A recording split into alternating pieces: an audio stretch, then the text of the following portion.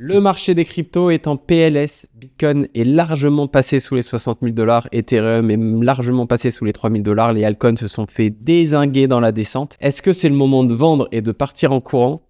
Est-ce que c'est le moment de vendre sa maison pour acheter des crypto-monnaies? Je vois tout le monde sur Twitter qui parle de bear market. Il y a plein de monde qui pense que c'est terminé, que les cryptos vont se casser la gueule et qu'on en a fini pour ce bull market. Qu'est-ce qui se passe concrètement? Je vais vous partager ma stratégie aujourd'hui de ce que je fais dans ce type de situation, ce que je pense qui va se passer dans les prochains mois et ce qu'il faut garder en tête dans ce type de situation. Déjà, ce qu'il faut comprendre, c'est que Bitcoin a perdu 20-25% de sa valeur. Ok, ça paraît pas non plus gigantesque. Mais ce qui s'est passé sur les altcoins a été extrêmement vénère. Il y a plein de altcoins qui ont perdu 50, 60, 70% de leur valeur. Et comme la majeure partie des investisseurs crypto sont exposés aux altcoins, les gens n'investissent pas en général que dans Bitcoin. Et je vois beaucoup de peur en ce moment sur les réseaux sociaux. Et ça me fait penser à cette citation de Warren Buffett qui dit « Prenez peur lorsque le marché est greedy, a envie d'acheter en permanence. Et soyez greedy quand le marché peur. » Et là, qu'est-ce qui se passe en ce moment? On voit des gens qui prennent peur sur le marché. On voit certaines crypto-monnaies qui étaient très en vue il y a quelques semaines, qui sont fait décimer et qui sont à moins 60, moins 65% de leur all-time high. Une autre citation que je trouve particulièrement intéressante et que j'aime bien en investissement: l'histoire ne se répète pas, mais elle rime souvent. Concrètement, ce qui se passe en ce moment, c'est pas nouveau. J'en ai parlé dans la vidéo cette semaine. Ce qui se passe en ce moment, c'est pas nouveau. On a souvent, lorsqu'on est en marché haussier, des dips sur le marché des crypto-monnaies de 20, 25, 30%. On en a eu pendant l'augmentation du bull market de 2017, on a eu 6 ou 7 dips de plus de 30%, ce qui est énorme, 6 ou 7 dips de plus de 30% avant d'aller chercher le all-time high. Et pareil, lorsqu'on a eu le marché haussier de 2021, où on a eu aussi pas mal de dips, avec un giga dip ici qui était carrément un dip de plus de 50% sur Bitcoin. Donc là, je vous laisse imaginer, les altcoins sont complètement décimés, encore plus que maintenant. Et donc, voilà, concrètement, lors du dernier marché haussier, on a eu vraiment cette augmentation où Bitcoin a cassé le all-time high bien après le halving. On était dans des conditions de marché un peu différentes. Bitcoin avait cassé le all-time high 6-8 mois après le halving et il a touché un top aux alentours de 40 000 $. Puis derrière, il a temporisé et il a perdu de la valeur. Et en fait, ce qui s'est passé à ce moment-là, lorsque Bitcoin a perdu de la valeur, eh bien, ça a été le moment de la saison des altcoins, le moment où les altcoins se sont réveillés. Et là, on voit qu'on a eu concrètement les altcoins qui se sont fait décimer dans ce dip, avec beaucoup de personnes qui ont revendu, des personnes qui ont vendu en panique, c'est une certitude, et qui ont vendu à perte, parce qu'on a des crypto-monnaies qui ont vraiment perdu, là, pour la majeure partie, plus de 50% de leur valeur. Et on voit actuellement un petit rebond sur le marché des crypto-monnaies, avec, vous voyez, les cryptos qui sont un peu en augmentation. Donc après, c'est normal, faut pas s'enflammer. Souvent, quand il y a des gigabaisses comme ça, derrière, ça remonte bien. Et encore une fois, on voit que les grands gagnants de ce rebond, il y a beaucoup de meme coins. On voit Bonk, on voit PP, il y a WIF qui a bien performé. On voit aussi, par exemple, une crypto-monnaie que je détiens, un meme coin que je détiens qui est un des plus grands gagnants là, pour l'instant de la journée, avec plus 50%, Boden. Et concrètement, on voit que, voilà, PP et Bonk sont dans des structures encore carrément haussières, où on a l'impression qu'ils ont touché un bottom et puis après ils sont repartis à la hausse. Ils ont retouché ici leur ligne de support et voilà, ça a l'air d'être une structure assez positive. Donc encore une fois, on voit que les meme coins continuent de performer mieux que la plupart des altcoins sur ce marché. Il y a toute une théorie derrière ça. J'ai fait une vidéo à ce sujet que vous pouvez voir sur ma chaîne, une des dernières vidéos que j'ai postées, et c'est la raison pour laquelle moi je suis positionné fortement aussi sur les meme coins, parce que je pense qu'ils continuent à bien performer pendant l'année 2024. C'est intéressant de se souvenir quand même que la dernière fois que Bitcoin a passé son all-time high et qu'il a touché un point haut, eh bien derrière on a eu une saison des altcoins, lorsque Bitcoin a pris un peu de temps pour se reposer avant de repartir à la hausse. Et voilà, et je sais qu'il y a plein de personnes qui pensent que le bull market est terminé, etc. Je pense qu'il y a beaucoup de personnes qui investissent avec des émotions, même dans des personnes expérimentées. Les gens qui ont trop acheté, qui sont exposés, qui utilisent des effets de levier eh bien, ils vont réagir avec les émotions et penser que c'est terminé, etc. Il faut toujours prendre du recul et c'est pour ça que j'aime bien utiliser des charts long terme comme ça, qui montrent un petit peu des prévisions potentielles et des analyses que j'aime bien faire pour essayer de comprendre un petit peu vers où on va. Et on voit que là, c'est les halvings et que historiquement, Bitcoin, après le halving, a toujours connu des augmentations significatives. Et voilà, et donc nous, on a juste tout simplement passé le halving maintenant, et donc potentiellement, on est encore dans un cycle qui est encore assez early, et je pense qu'on peut s'attendre à des très belles perspectives dans le futur.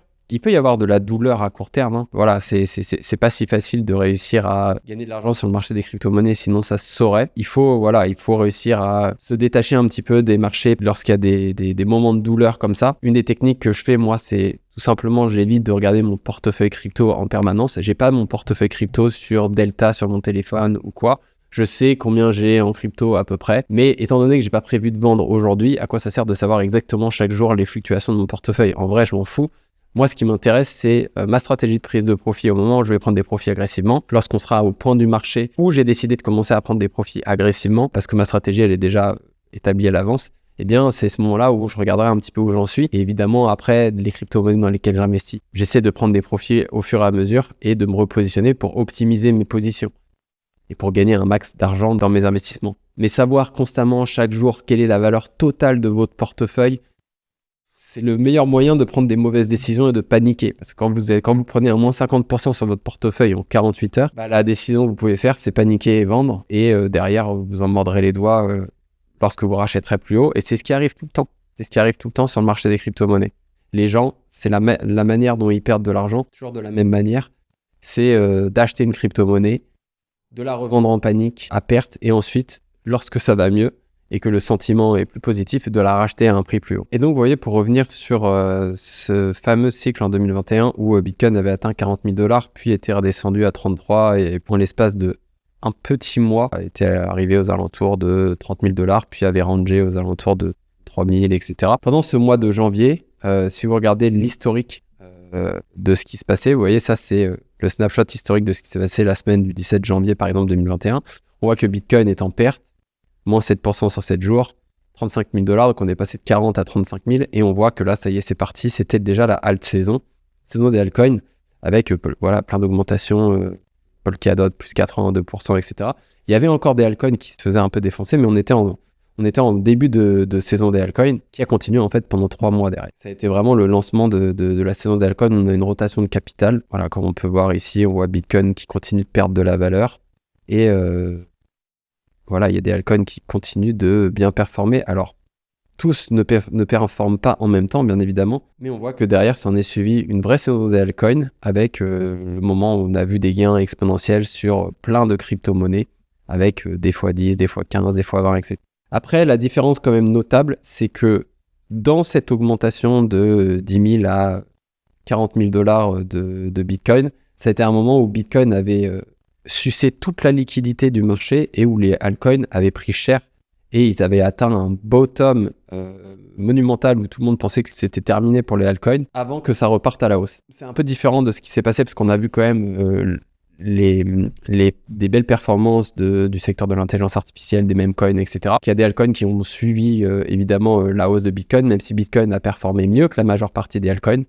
En 2024, je sais que dans le top 50, seulement 6 cryptos ont performé mieux que Bitcoin, les autres ont performé moins bien que Bitcoin. Est-ce que potentiellement ça peut être un moment où Bitcoin prend un peu de temps off, les altcoins se sont fait défoncer dans la baisse et ils vont trouver un bottom et repartir à la hausse? C'est une possibilité. En tout cas, voilà, moi j'ai pas mal de altcoins. J'ai pris des profits dans la hausse, peut-être pas autant que j'aurais voulu parce que voilà, c'est toujours des moments où on pense que ça va aller plus haut, mais bon, j'ai réussi à prendre des profits et à réinvestir dans ce dip. Voilà, donc maintenant, moi, je suis positionné et j'ai vraiment mon plan qui a été établi, d'accord?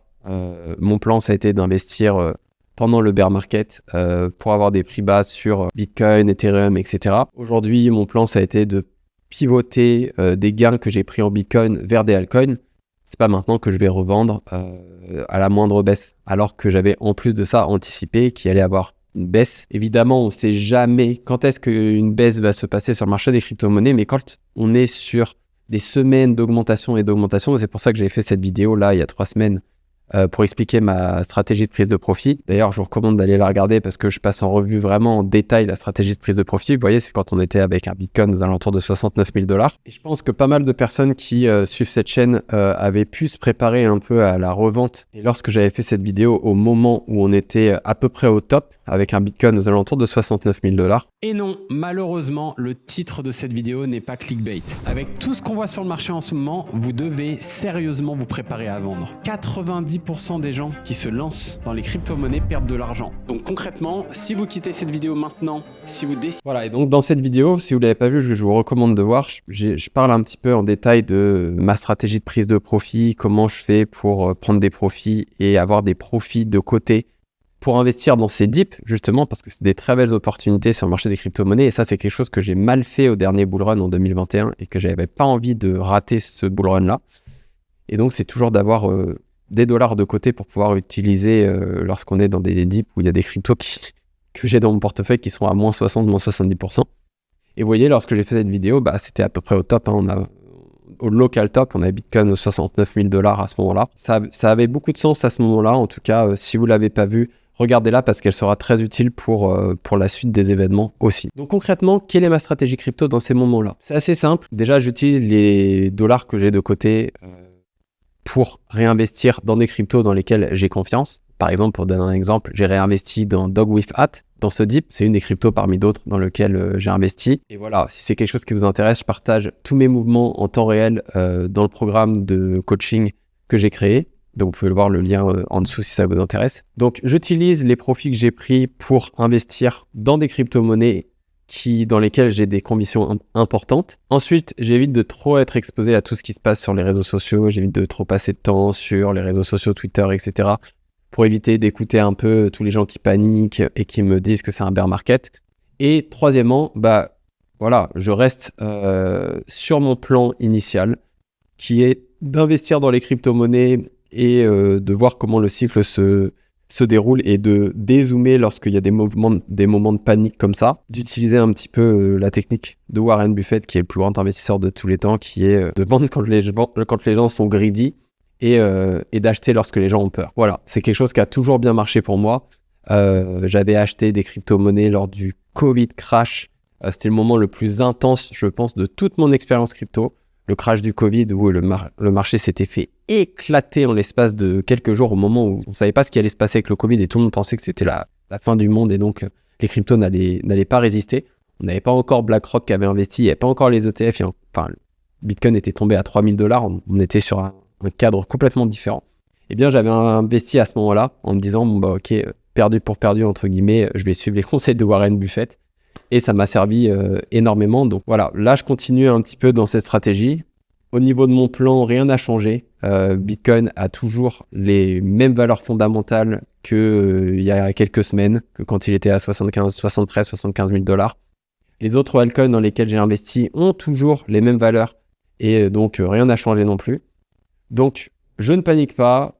Je passe un peu de temps hors des réseaux et je déploie mon capital sur les cryptos qui m'intéressent. Tout ça pour préparer une potentielle saison des altcoins qui, je pense, va arriver dans les prochaines semaines, prochains mois. Et d'ailleurs, si vous voulez gagner plus d'argent pendant cette année 2024 sur vos investissements crypto et éviter de perdre votre capital en faisant des erreurs classiques que tellement de monde fait dans ces moments difficiles sur le marché des crypto-monnaies, il y a un lien dans la description qui vous explique comment je peux vous aider. Donc si vous pensez que ça peut être intéressant pour vous de ne pas investir tout seul dans votre coin, eh bien, allez voir cette vidéo. En toute transparence, c'est une vidéo de vente, comme ça je vous aurais prévenu. Et si ça ne vous intéresse pas et que vous pensez que vous pouvez performer tout seul de votre côté, aucun souci, tant mieux pour vous. Merci d'avoir regardé cette vidéo. Abonnez-vous pour ne pas rater la prochaine, on se retrouve très bientôt.